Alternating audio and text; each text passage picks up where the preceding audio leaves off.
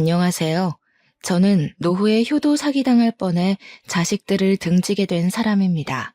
이미 효도 사기라는 그 단어 자체가 얼마나 속이 상하는 사건입니까? 자녀를 둔 부모들은 상상만 해도 속이 썩어 문드러지는 일이라 동감할 수 있을 거라 생각해요. 저도 최소한 남 부끄러운 짓은 안 하고 살았기에 자식들이랑 같이 백년해로하며 다복하게만 살 줄 알았어요. 자식들 시집 장가 보내고 손주들 한 번씩 보면서 그리 평범한 삶을 살 줄 알았단 말입니다.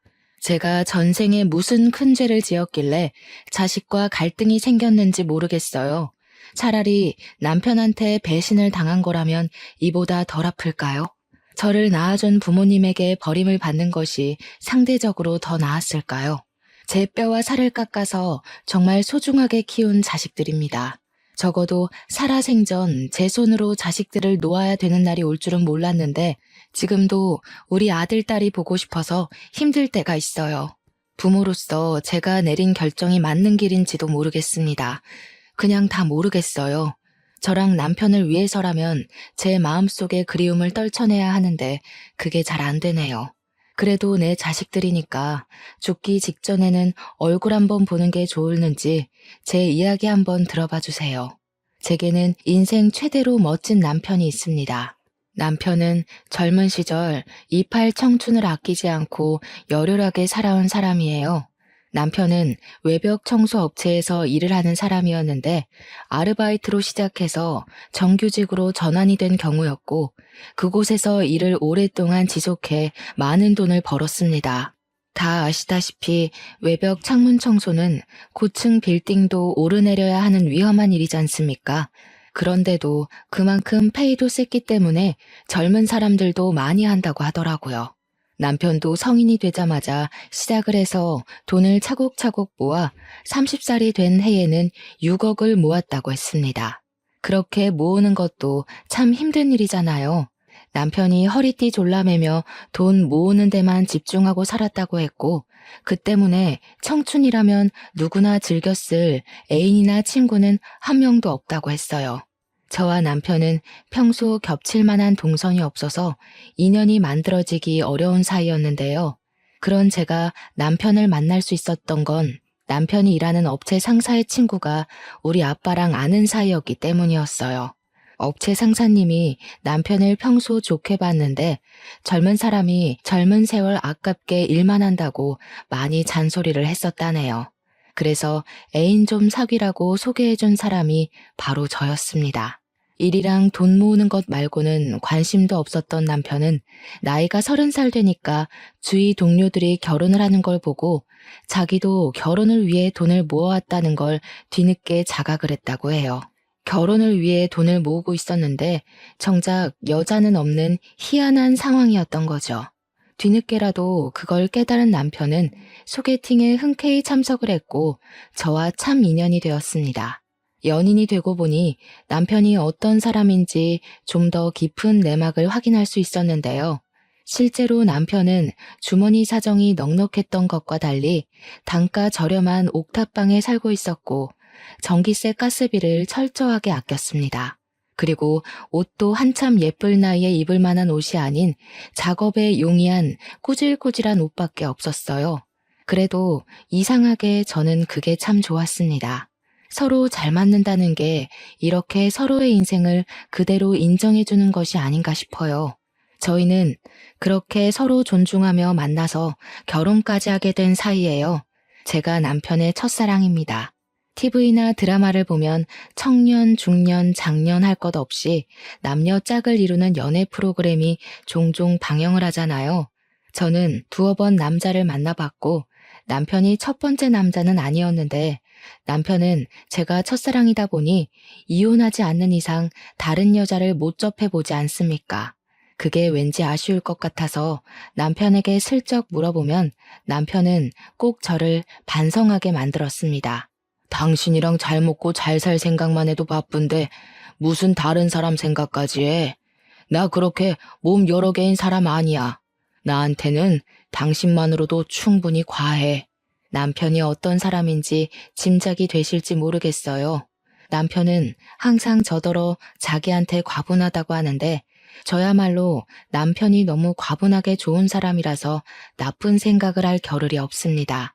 남편 때문에 늘 행복하다 보니까 옥탑방에서 남편 따라 구두쇠처럼 사는 것조차도 즐거움이더라고요. 남편이 저와 결혼을 하고 나서 이사를 가려고 했지만 제가 만류했습니다.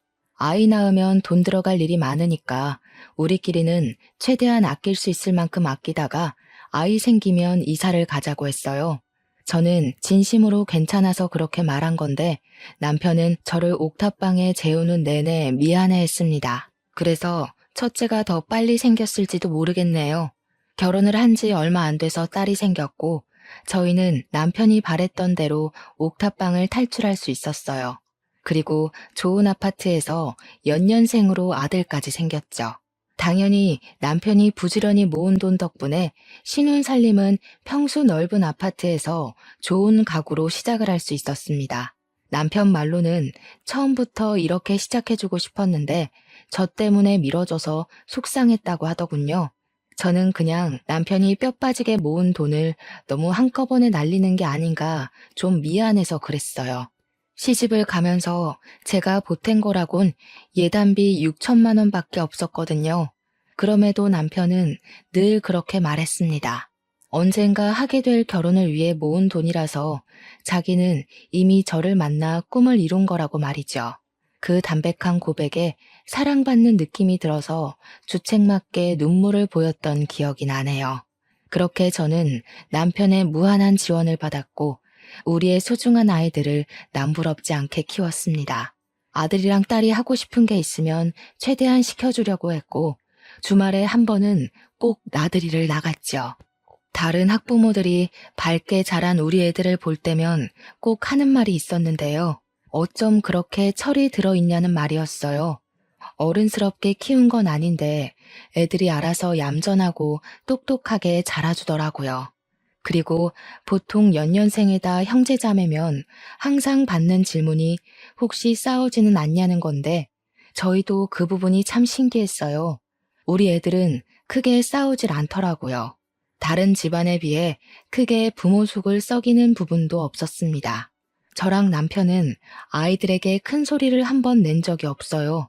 그럴 필요 없이 아이들이 알아서 서로에게 양보하고 공부하고 잘 어울려 지냈거든요. 이렇게 말하면 좀 잘난 척하는 것 같겠지만 아마 저희는 성실하게 살아서 애들도 그걸 보고 배운 게 아닌가 그렇게 생각할 수밖에 없었어요. 근데 또 반대로 저희 부부가 자식을 보고 깨닫고 배우는 것도 많았습니다. 심지어 애들이 주는 효도는 여기서 끝이 아니었어요. 바람직하게 자란 둘은 사이좋게 명문대까지 입학을 했고 번듯한 직장인이 되었는데요. 미성년자라 하지 못했던 능력으로도 저희에게 마음을 표현해 주더라고요. 바로 용돈 말이죠. 아들이랑 딸이 첫 월급을 받고 우리에게 그 금액을 고스란히 건네준 적이 있었어요. 신이 나서 월급을 내미는 애들을 보면서 저희는 수고 많았다고 다독여주기보단 급하게 손사래를 쳤습니다. 아유, 됐다. 우리가 돈이 없는 것도 아닌데 내 새끼들 코 묻은 돈을 어떻게 받니? 너희들이 고생해서 번 돈인데 너희 하고 싶은 거 이참에 잔뜩 해보면서 써. 그래, 엄마 말이 100번 맞다. 마음만 받은 걸로 할 테니까 앞으로 우리한테 용돈 같은 건 안 줘도 돼. 아직도 이 엄마 아빠 눈에는 한참 아기 같은데 줘도 우리가 용돈을 줘야지. 저희 부부가 적극적으로 나서서 사양을 하면 아들이랑 딸은 표정을 시무룩하게 죽이면서 꼭 그런 말을 했습니다. 엄마 아빠도 고생해서 번 돈으로 우리 먹여 키운 거 아니야? 엄마 아빠 고생에 비하면 이 정도 돈은 아무것도 아니거든. 이럴 땐 그냥 눈 딱 감고 받아주는 거야. 고생했다고만 하면서. 나도 그렇게 생각해. 솔직히 잔뜩 모아서 한 번에 주고 싶었는데 첫 월급이 좀 의미 있는 거니까 준비한 거야. 우리 뻘쭘하다. 좀 그냥 받아줘. 얼마나 기특한 녀석들입니까?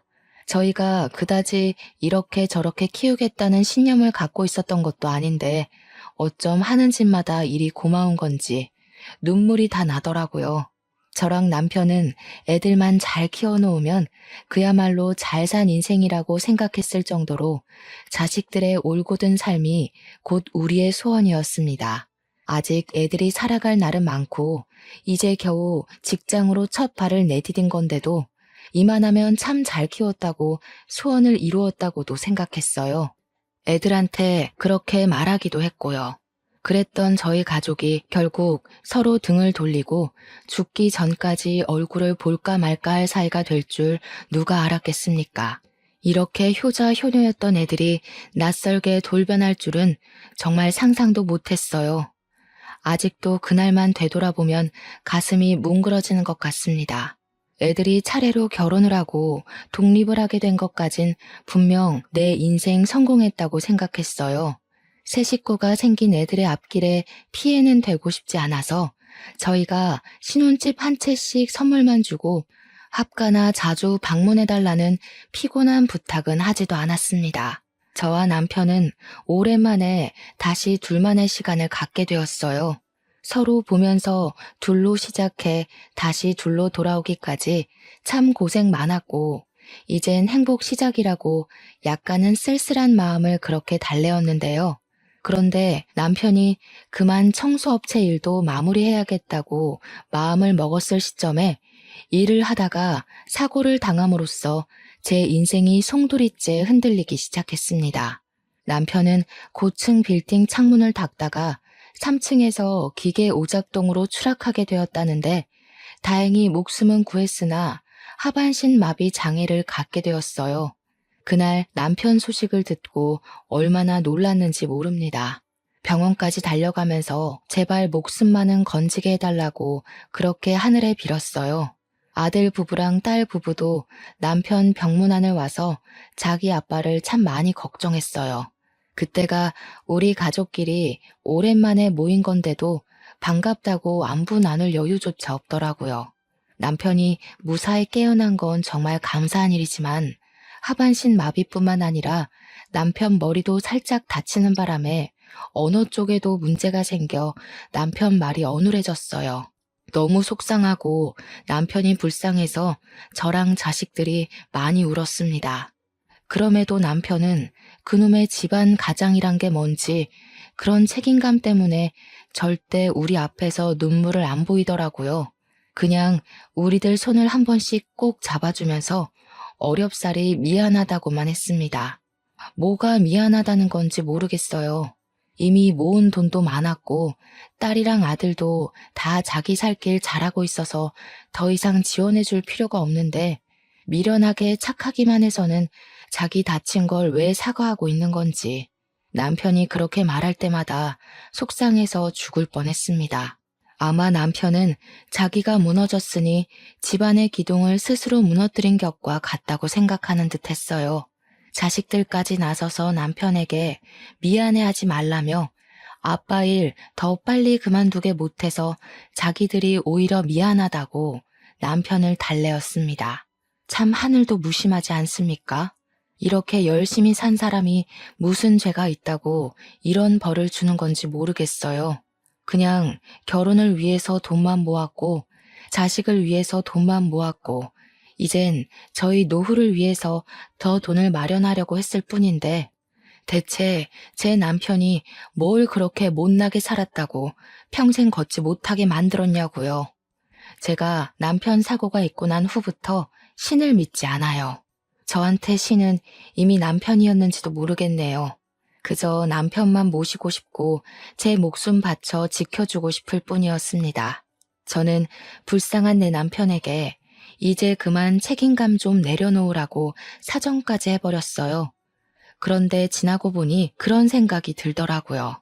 남편이 이렇게 고군분투하며 망가진 상황에서 남편을 진심으로 걱정하고 슬퍼했던 건 어쩌면 나뿐이었을지도 모른다는 생각이요. 왜냐면 남편이 입원해 있는 동안 딸과 아들의 태도가 달라진 걸 느꼈기 때문입니다. 아들이랑 딸은 결혼하고 나선 얼굴을 잘 볼 수 없을 만큼 왕래가 어려웠는데 남편이 사고를 당하고부터는 병문안 겸 우리를 보러 자주 와주었습니다. 그게 저는 마냥 고맙기만 했고 애들이 부모를 많이 걱정해서라고 막연하게만 생각했죠. 그러다가 언제부터 이상함을 감지했냐면 그렇게 우애 좋던 아들과 딸의 사이가 어느 순간 틀어진 걸 목격했을 때부터였어요. 여느 때처럼 병문안을 온 자녀들은 서로 방문 시간이 겹쳤는데요. 밖에서 어떤 기척이 들리는 것 같은데 웬일인지 병실로 바로 들어오지 않고 웅성거리는 소리만 들리는 겁니다. 애들끼리 무슨 일 있나 싶어 문을 열려고 다가갔거든요. 근데 대화 소리가 미세하게 들리자마자 차마 문을 열 수가 없더라고요. 네가 언제까지 집에 막내일 것 같은데? 막내라고 좀만 알랑방귀 끼면 엄마 아빠가 너한테 다 넘어오기라도 할 것 같나 봐? 아직도 네가 엄마 아빠 눈엔 갓난아기인 줄 아냐? 욕심 부리는 거 다 티나거든? 그러는 누나야말로 갑자기 자주 오는 이유 다 티나. 누가 봐도 딴맘 있어서 그런 거 아니야? 엄마 아빠가 장녀 하니까 혹시나 콩고물 좀 더 떨어지진 않을까 쇼하는 거잖아. 매형은 이런 여자 매일 보고 사느라 얼마나 숨이 막힐까? 네가 할 소리는 아니지 않아? 올케야말로 참 불쌍해. 자기밖에 모르는 이기적인 새끼 만나서 매사에 언제 바람 피울지 전전긍긍하며 살아야 되잖아. 올케는 모르나? 네가 결혼 전에 이 여자 저 여자 양다리 걸친 전적 있다는 거? 그 순간 아들이 약간 언성을 높이면서 딸한테 쌍욕을 섞었고 뭔가 손찌검이 오갈지도 모를 만큼 분위기가 험악해졌음을 느꼈습니다. 그제야 저는 문을 활짝 열었어요. 아니나 다를까 아들이 급하게 손을 내리는 걸 보고 말았습니다. 아들이랑 딸은 저를 보자마자 당황해서 대화를 바로 중단했고 제게 간결한 안부만 물으며 서로 얼굴도 안 보고 병실 안으로 들어갔어요. 애들이 억지 웃음을 짓는데 그 순간 심장이 벌렁거렸습니다. 도대체 무슨 일이길래 생전 안 싸우던 둘이 갑자기 저러는 건지 걱정이 되었어요. 제가 몰래 엿들은 거라 다짜고짜 나서서 혼낼 수도 없는 상황이었습니다. 일부러 남편한테는 비밀로 했어요. 괜히 아픈 사람까지 걱정하게 만들기 싫었습니다. 그리곤 제가 슬쩍 애들한테 요즘 뭐 문제 없냐고 떠보았는데요. 애들은 그저 별일 없다고 똑같이 둘러대기만 하더군요. 찝찝하긴 했지만 그냥 그렇게 알고 넘겨야 했습니다. 생각해보니 남매끼리 싸울 수도 있는 건데 제가 너무 예민하게 반응했다고 생각했어요. 간병 생활을 하다 보니 더 이상 병원에서 해줄 치료는 다 끝이 났고 남편에게 재활치료만 필요하던 상황에서 이젠 집 문제가 저희 걱정으로 다가왔는데요. 앞으로도 우리 둘만 쭉 살 텐데 굳이 큰 집이 필요한가 싶은 생각을 저와 남편이 똑같이 했습니다. 게다가 당시 저희 아파트가 미로식으로 되어 있어서 남편이 휠체어를 타고 다니기엔 동선이 불편하기도 했어요. 그래서 제가 먼저 집을 내놓을까 하고 의논을 했는데 남편이 다른 제안을 하더라고요. 그러지 말고 이 집을 애들한테 증여해 주는 건 어때? 우리 지금 있는 돈으로도 충분히 평수 적은 아파트 구할 수 있잖아. 이왕이면 애들한테 재산 하나 크게 남겨주면 좋을 것 같아서. 이 착한 남편은 아직도 다 큰 자녀들이 마냥 품 안의 아기라고 생각하고 있었어요. 물론 그건 저도 마찬가지고 어느 부모나 당연한 소리겠지만 한편으론 자식들에게 아낌없이 퍼주는 남편이 너무 바보같이 착하고 욕심이 없어서 안타까웠어요. 애들 시집장가 다 보냈으면 좀 자기한테 투자를 할 필요도 있는데 너무 돈만 벌어와서 그런지 남편이 스스로를 잘 못 챙기는 것 같더라고요. 물론 자녀들도 그런 남편의 심성을 잘 알아서 우리에게 더 잘하기도 했어요. 어쨌든 남편이 제안한 뜻이나 남편의 마음가짐이 어떤지 다 이해하고 잘 알겠는데 제게는 바로 수긍할 수 없는 고민이 하나 있었어요. 바로 아들과 딸의 사이가 안 좋아 보였다는 겁니다. 한 집에서 두 식구가 살 수는 없는 일이니 어느 한쪽에만 집을 줘야 하는데 그럼 안 좋은 사이가 더 틀어질 것 같았거든요. 그래서 제가 그때 처음으로 아들과 딸의 원인 모를 갈등을 남편에게 처음 고백했어요. 남편이 듣더니 꽤 표정이 굳어지더라고요. 생각이 많은 듯한 얼굴이었습니다. 그리고 며칠간 홀로 별말 없이 고민만 했던 남편이 끝내 의견을 냈는데요. 우리랑 같이 살겠다고 하는 자식한테 집을 증여하는 게 좋겠다. 애들한테 전화해서 집 주는 조건으로 우리랑 같이 살 수 있겠는지 물어봐. 자식들에게 피해주기 싫다고 끝까지 분가를 고집하던 남편이었는데 그런 결정을 내린 것에 의외성을 느꼈습니다. 아무래도 남편에게 어떤 확고한 생각이 있는 듯해 보여 군말 없이 남편 의사를 따랐어요. 남편은 자녀들에게 전화를 해보라고 했고 제안 내용은 조금 독특했습니다.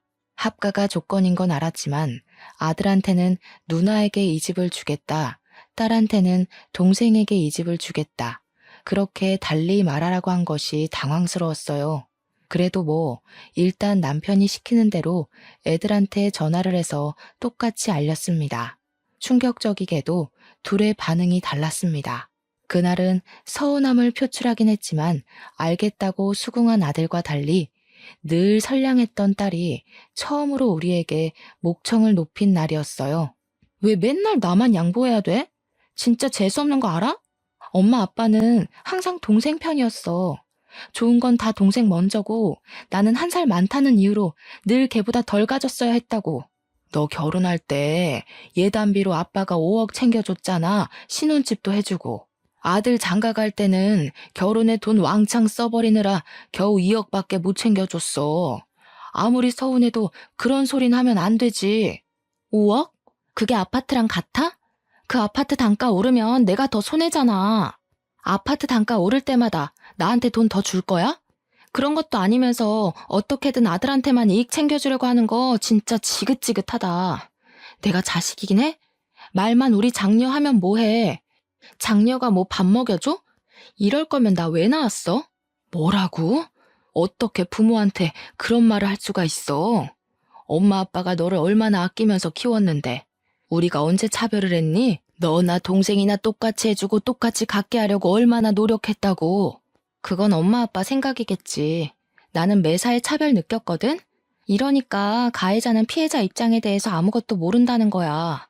이럴 거면 차라리 아들 하나만 낳아서 차별을 모르게 하지. 왜 나를 낳아서 짜증나는 꼴을 보게 만들어?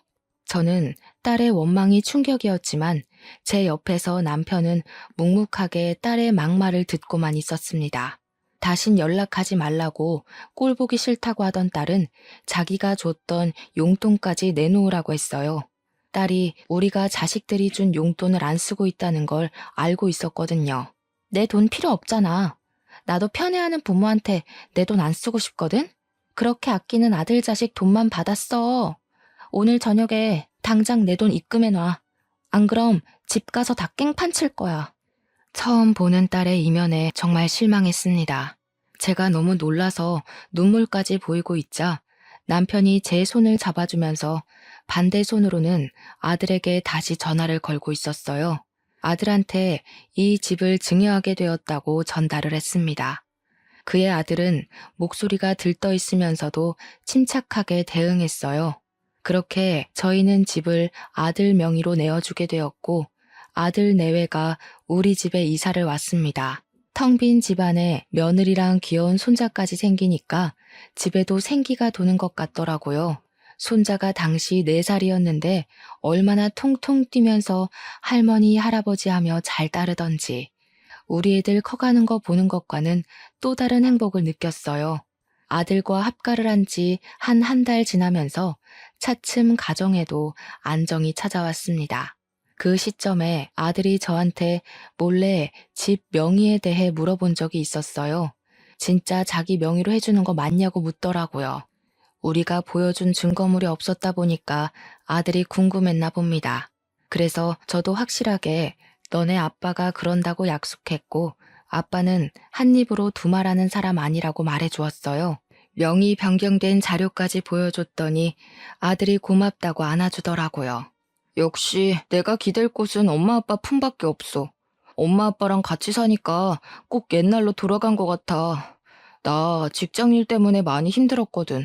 와이프가 내조 잘해주긴 하는데 그래도 가장 책임이라는 게 진짜 무겁더라고. 엄마 아빠가 우리 키우면서 얼마나 고생했는지 다시 돌아보게 됐잖아. 저희는 정말 잘 지냈습니다. 며느리도 다리 불편한 제 남편에게 정말 잘했고 저랑도 엄마랑 딸처럼 편하게 지냈어요. 그 와중에도 딸이 우리를 돌아선 건 너무 속상했습니다. 저희는 정말 차별한 게 없는데 말이죠. 그래도 최대한 딸의 입장을 이해하려고 했더니 서운했을 것 같긴 하더라고요. 딸의 문제는 남편에게 잘 말해서 재산 상속을 미리 분할하는 게 어떻겠냐고 의논을 해볼 예정이었습니다. 당시에도 딸은 제 전화를 계속 안 받고 있었거든요. 연락을 안 받으니 아들 부부와 다복하게 지내는 동안에도 제 마음 한편은 늘 고구마를 삼킨 것 마냥 갑갑했습니다. 역시나 남편도 마찬가지로 딸에 대한 걱정을 계속 품고 있었더라고요.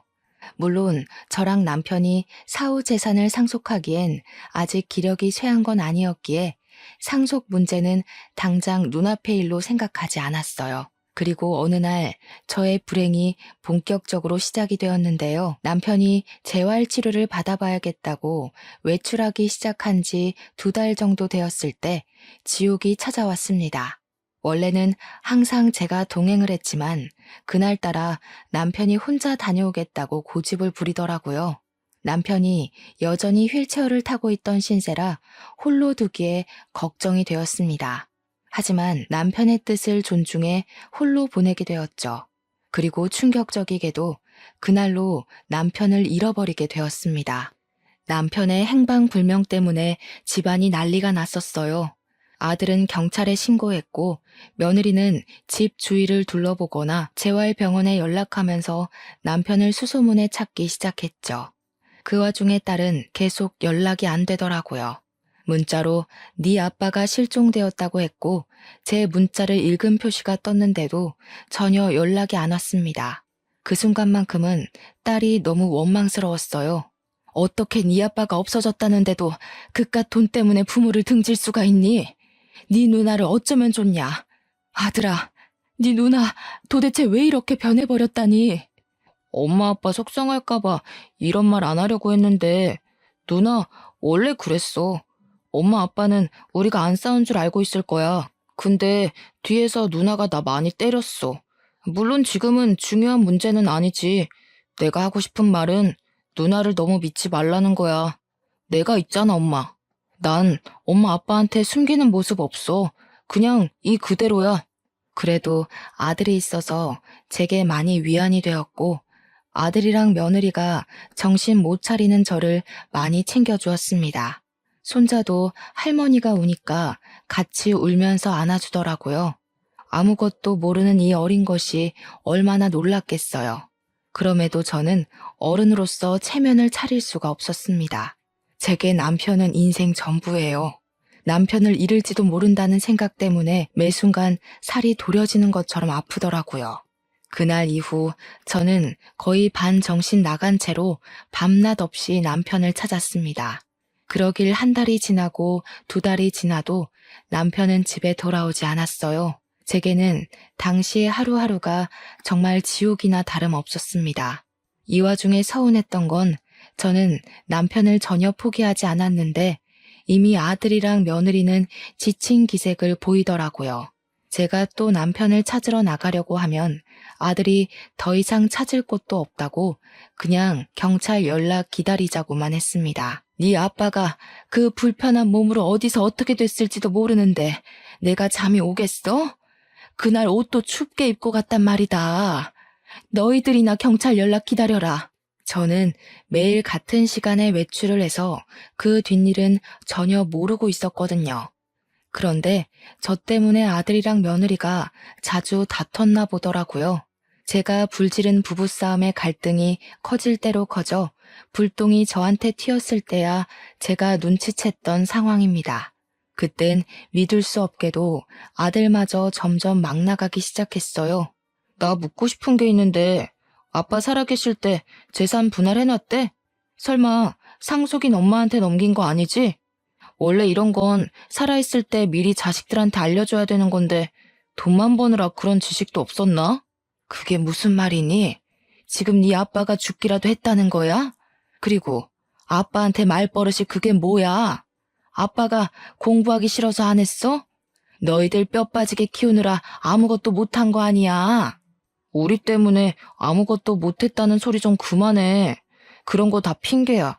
그리고 현실적으로 아빠 2달 넘게 못 찾고 있는데 이 정도면 객사한 거 아니야?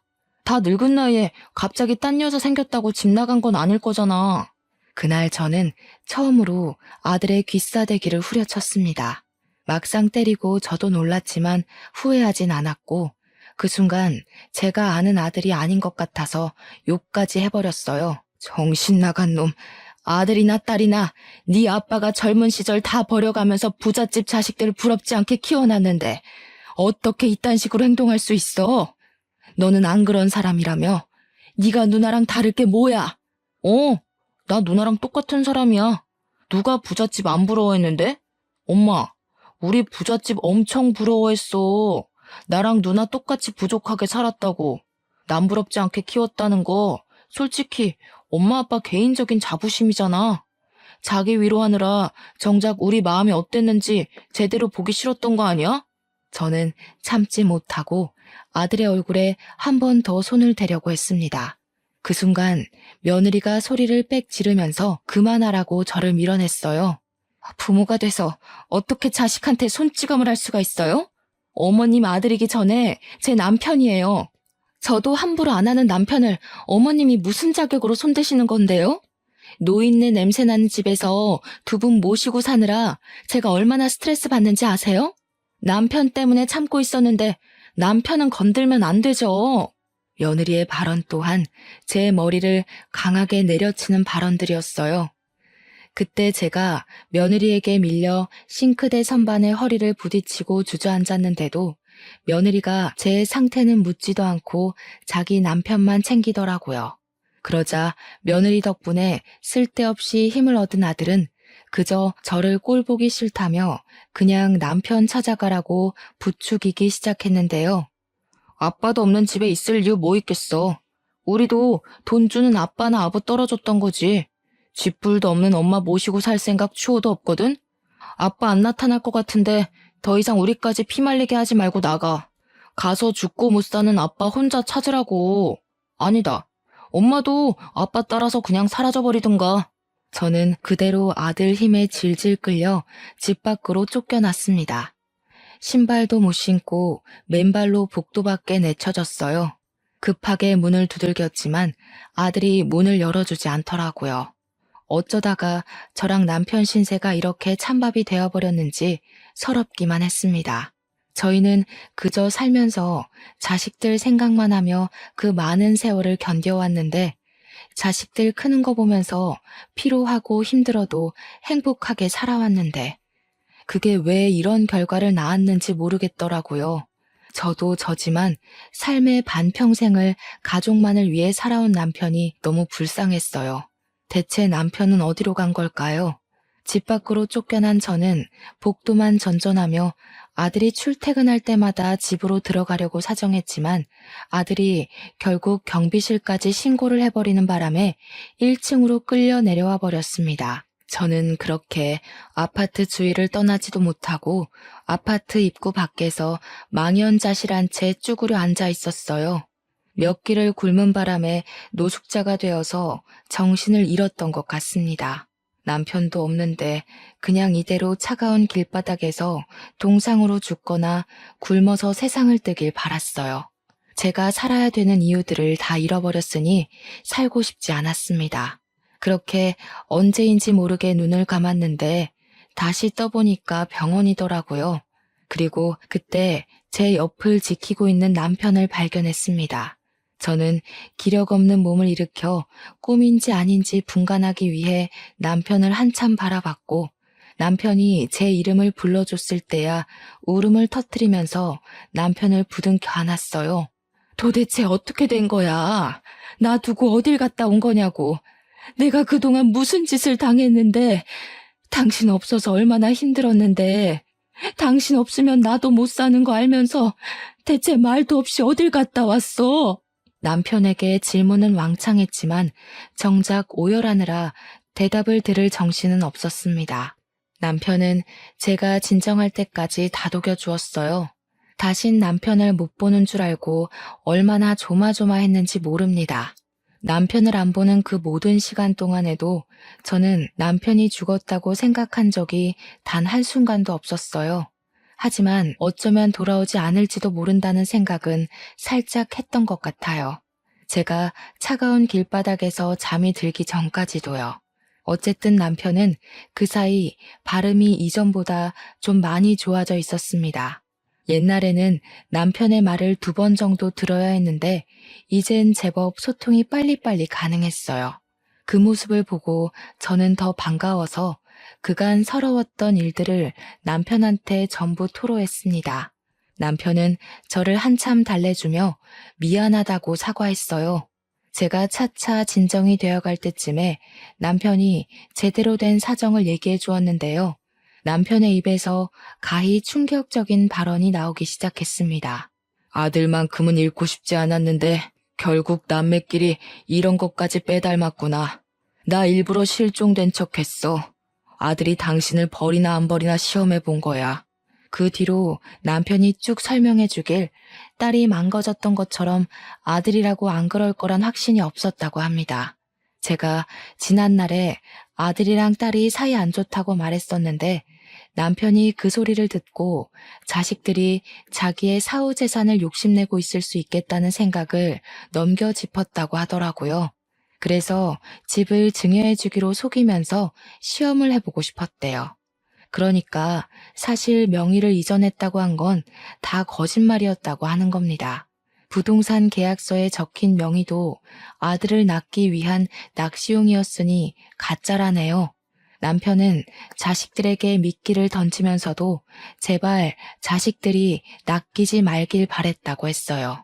그러나 실망스럽게도 남매 둘이 똑같이 돈에 눈이 멀어 있는 걸 확인했고 낳아주고 키워준 부모보다 돈을 노리는 하이에나들일 뿐이었다는 걸 느꼈다고 했습니다. 남편은 아들이 혼자 있는 저를 어쩌면 내다 버릴 수도 있겠다고 최악의 상황까지 예측을 했었는데 그 예측이 들어맞자 남편도 많이 힘들었다고 합니다.